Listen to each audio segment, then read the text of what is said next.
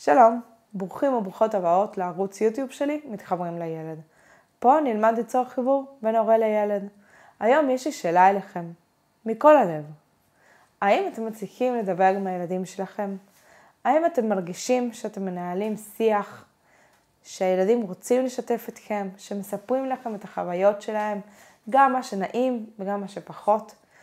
או שבעצם אתם מרגישים שרוב התשובות של הילד זה כן, לא, כיף, לא כיף. או אתם מרגישים שאתם פתאום בחדר חקירה, וכל מה שאתם רוצים זה לדובב אותו, שהוא יספר לכם מה באמת. היום אני רוצה לתת לכם כלים על יצירת שיח בריא עם ילדים, כך שתפסיקו לחקור ותתחילו לדבר.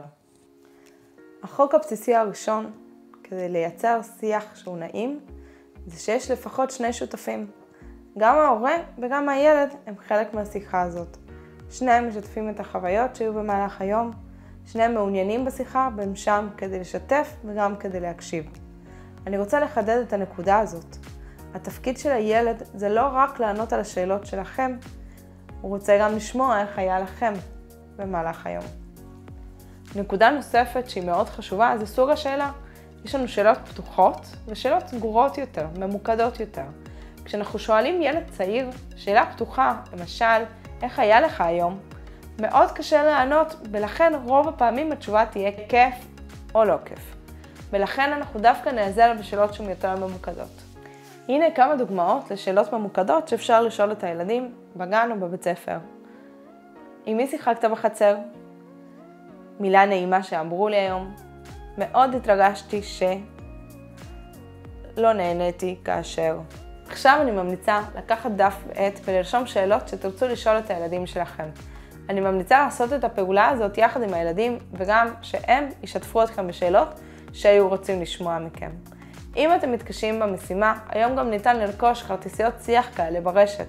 לדוגמה, אני רכשתי ממישהי בשם ענת חי כרטיסיות שיח כאלה. בואו ניתן לכם כמה דוגמאות לשאלות נוספות.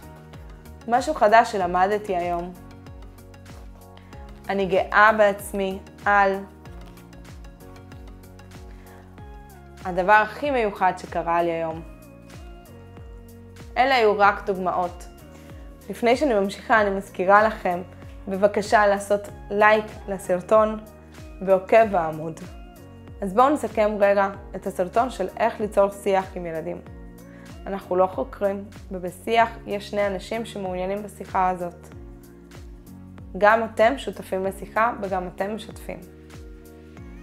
נתנו גם רעיונות לכל מיני שאלות סגורות שניתן לשאול את הילדים, והבנו שיש הבדל בין שאלה שפתוחה לשאלה שסגורה. אני מקווה שנהניתם ורכשתם כלים לשיחה יותר נעימה עם הילדים, ותזכרו שתקשורת זה אחד הדברים הכי חשובים בערוץ שלנו. דבר אחרון, את לא צריכה להיות אמא מושלמת.